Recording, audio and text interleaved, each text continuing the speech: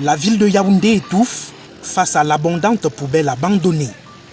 Bientôt une semaine que les riverains vivent dans une atmosphère polluée. Pojoro devient vraiment invivable. Avec cette histoire de poubelle-là, nous sommes seulement obligés de mettre le cache-nez comme vous voyez là. Et avec un cache-nez, ça nous étouffe, la chaleur et tout. Et même quand vous mettez le cache-nez, il y a toujours les odeurs qu'on n'arrive pas à supporter. Voilà la poubelle, nous étions obligés, comme vous avez vu là, de mettre une petite barrière là pour essayer de bloquer la poubelle. Tout ce mélange, la situation Covid, insalubrité, vraiment, je crois que peut-être la solution peut-être,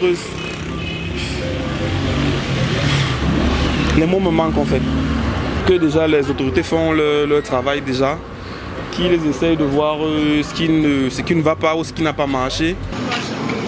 L'origine du mal est pourtant connue et pour en avoir le cœur net, direction Kolfoulou, à l'entrée de la décharge d'ordures, où les employés de hygiène et salubrité du Cameroun, ISACAM, font un sitting depuis vendredi.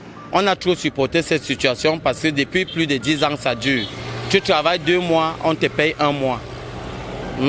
Et aujourd'hui on a arrêté parce que c'est de trop. 3 mois sans salaire, vous vivez comment? Mon dernier bulletin date de juillet.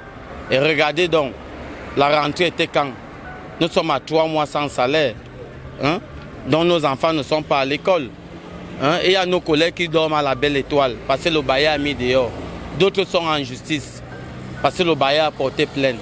Et Néo n'attend pas que vous avez 3 mois sans salaire. La SINEC non plus ou Kamouat. Une triste réalité dans la capitale.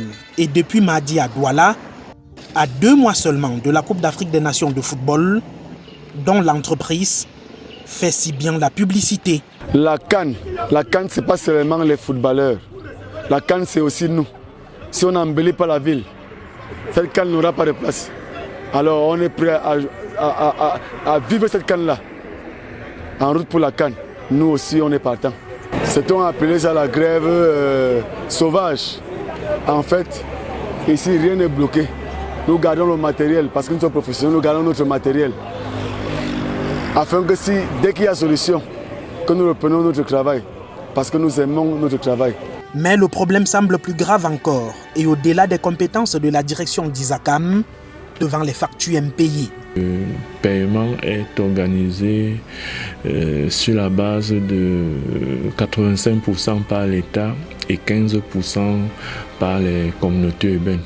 Vous comprenez dans mon explication que Yaoundé peut payer, Douala ne paye pas, ou Limbe peut payer, Garoua ne paye pas, mais vous ne saurez délaisser ces villes-là du service de base minimum qu'est la propreté.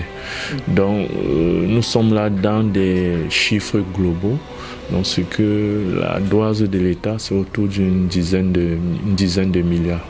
Selon les informations de dernière minute, les doléances seraient prises en considération au niveau de l'administration centrale pour régler la douasse de plus de 10 milliards de francs CFA. Ces démarches sont suffisamment même bien avancées, je vais donc dire à hauteur de 80 à 90% pour que l'entreprise retrouve ses ressources afin que nous puissions également satisfaire nos employés et nos fournisseurs critiques. En attendant, Yaoundé, Douala et bientôt d'autres cités sont devenues de véritables villes poubelles. Près de 5000 emplois directs souffrent des factures impayées de l'État, un phénomène de plus en plus récurrent, et de milliers de tonnes d'ordures qui occupent la chaussée chaque jour qui passe.